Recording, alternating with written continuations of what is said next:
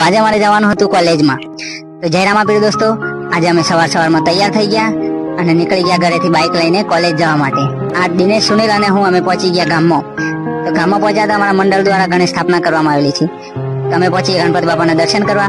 ગણપતિ બાપાના દર્શન કરી અને ગામનો ખૂબસૂરત નજારો જોતા જોતા અમે લોકો પહોંચી ગયા સંગરી પહોંચીને દિનેશને ખાવો હતો મસાલો.